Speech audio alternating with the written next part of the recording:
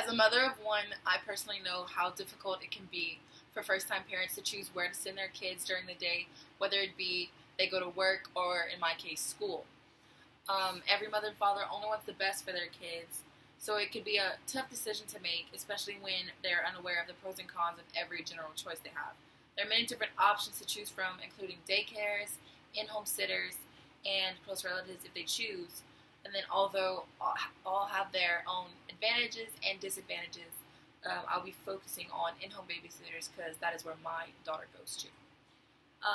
The pros of having an in-home babysitter is that it's more personal.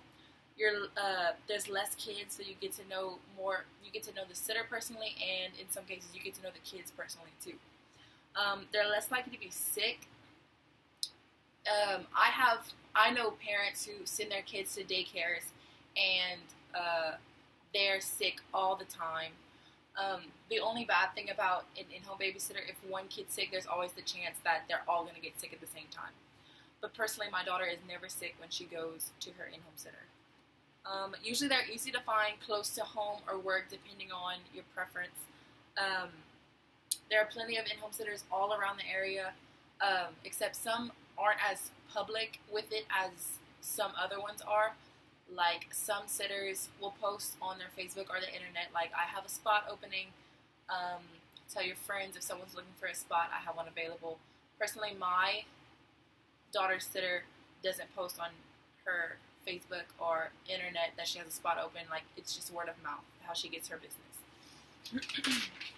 The cons of having an in-home sitter, usually there's only one sitter working because it's in their house. This can be a bad thing because if they get sick, you're stuck with trying to find someone to watch your kid. And then if they have to go run and do errands, they can call someone to come sit with the kids. It's just you don't know them as well as the normal sitter that's always with them. There's also a limited number of spots for in-home sitters. Because they're not a licensed daycare, they can only take up to 6 kids before they have to actually open up their own daycare and have a license to have a daycare. Based on my personal experiences with my daughter's in-home sitter, I had to book her, like, whenever I was still pregnant. And she took her at 6 weeks.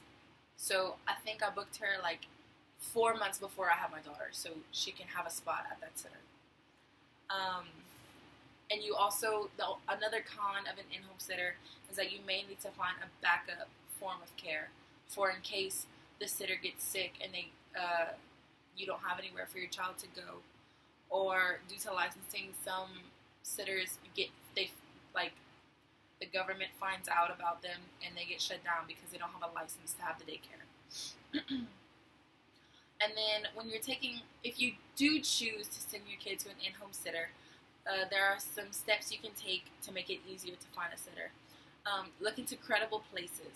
Look into places that are popular and places that you've heard good things about, like between word of mouth or ratings on websites or Facebook. You can also take into consideration price and distance. Depending on your preference, you can drop your kid off on the way to work, or you can drop them off out of your way if you like that sitter better. It's just all on your preference. There are great sitters everywhere for everyone's price range, everyone's driving range. So it's just all up to the parent's preference. And you can get to know the sitter, because you don't want to send your kid to somewhere where you don't know what the sitter's like. You need to know where you're sending your kid all day long for a very long time before they start school.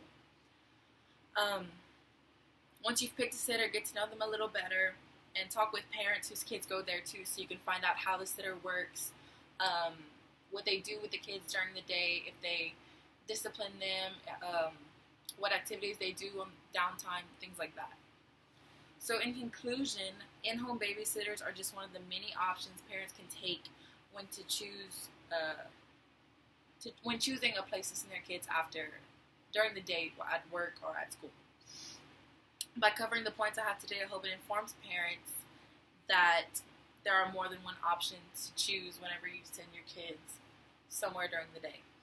I encourage parents to look into their options and gather all the information they can before settling on a place to send their child.